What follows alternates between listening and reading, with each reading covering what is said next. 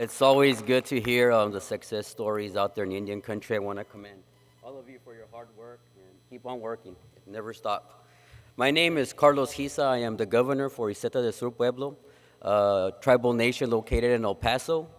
Unfortunately, I'm trapped within the borders of the state of Texas. So we are here to share our story. I want to first of all thank Board of Governors and the Harvard Project for recognizing our accomplishments. This might be one of the most significant impacts in our Pueblo community's history, so we are very proud to share and humbled to share our story with you. I remember back in 2012, as I testified in front of the Senate Committee of Indian Affairs, I was out there fighting for our natural right as a sovereign nation to determine our enrollment criteria and our citizenship for our people. I remember just sitting there and thinking, wow, we're almost there. It looks like we're going to get this done. What's going to be the challenge? What's next? How are we going to handle the next step once we pass this language and make the change? I told myself we'll cross that bridge when we get there. Well, we were successful in changing the law, and we had to cross that bridge sooner than I expected. So this was the birth of Project Tiwahu. I'm not going to take too much time, but this is the story that we want to share with you. I have Linda Austin, our Director of Operations, here with me, Zeke Garcia, the Director and the person in charge of enrollment and our Census Department, and our Lieutenant Governor here with us, and I'll let them take over so they can share the story with you. Linda, the floor is yours. Thank you.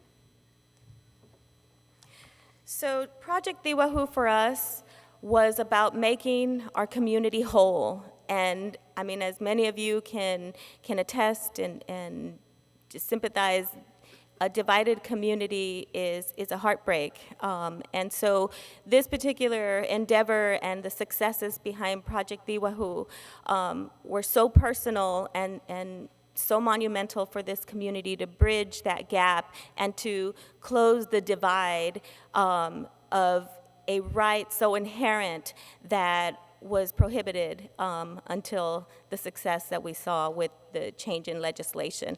So Project Tiwahu stemmed from the Pueblo's 1987 Restoration Act and having a mandate of enrollment set by the government of 1/8 blood quantum or more.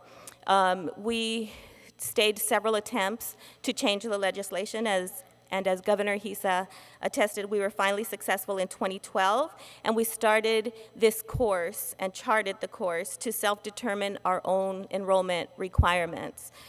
For the next 3 years, the Pueblo organized and executed Project Tiwahu. We first established an advisory board of which we have members that are present here today, and it's very meaningful to see that we saw this through and that, efforts such as this, they don't come overnight, as we know. They are labors of love, and we have to be very patient. This was years in the making and years of fighting, and so, I know that you all can relate to many efforts that are happening in your own communities.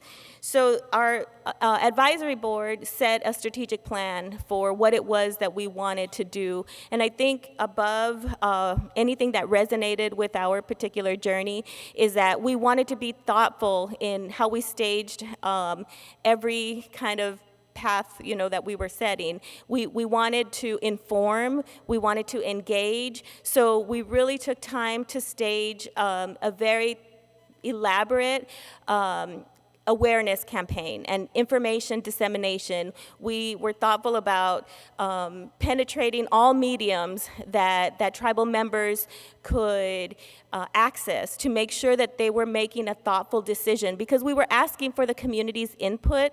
It was a decision by consensus, and this was also very historic to the tribe in so far as setting new law and asking the tribe and their citizens for opinions and what it was that was going to meet the needs and wants of this particular community.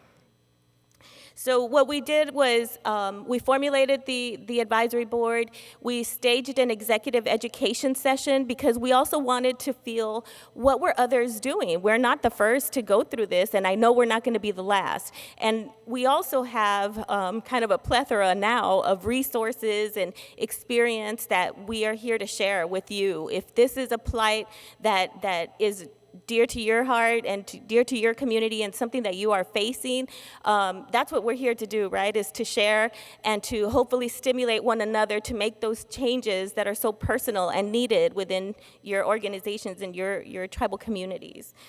So we learned what others were doing, and then we also took a step inward and looked at our history, and sometimes that can be painful, is that we make some decisions throughout the history that you have to go back and reflect on, and what were some of those mistakes that kind of were made at that stage, and what were the pressures that were being faced at the time. And for the Isla del Sur Pueblo, federal restoration in the late 80s meant many compromises, and so the enrollment and having to compromise this blood quantum was a matter of money for the federal government, and many of you can understand, how wrong that is, and to kind of set arbitrary blood quantums for that sake just doesn't make any sense. So, we looked inward, we did a lot of research, we published a lot of this research, and we shared with our advisory board so that they could make educated decisions about the future and paving this new legislation that we were going to set for ourselves. The awareness campaign that we staged, it involved various mediums of information dissemination, like I mentioned. Some of that, we did some informational guides that we disseminated, we published, and it gave the community key information that they were going to need when making a decision. Things like the tribal history, we published some bulletins, population data about the descendants and about those enrollees that we were going to be working to enroll. And fiscal impact. So, we commissioned quite a bit of studies to be able to do what we did. We also engaged in an elaborate survey, and Zeke is going to talk a little bit about the impacts with the survey. My name is Chris Gomez. I'm the Lieutenant Governor for Isla del Sur Pueblo.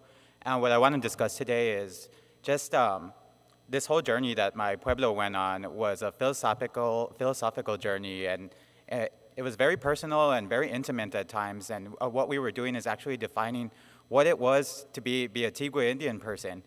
Is it a fraction on a CIB, or is it a legacy that you carry in your heart and everything? And that's the question that was before my community.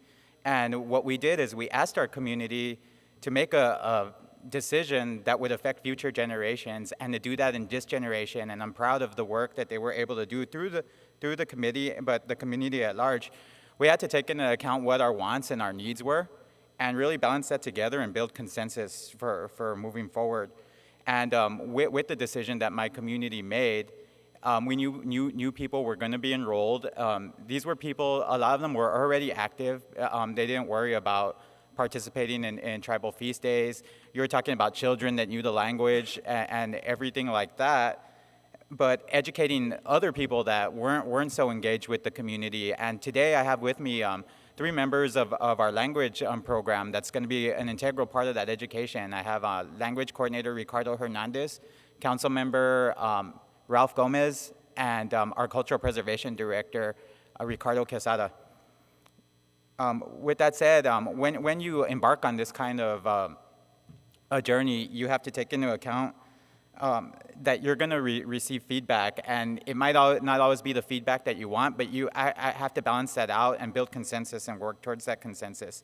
And I'm very proud of the decision that we made, because I think we moved opposite of the direction, and a lot of our members actually were willing, ready, and able to give up a lot of their own services for the benefit of the whole. With that being said, I'd like to thank the Harvard Project Advisory Board, and it's an honor to be among all these great programs and with you today. Hau, thank you.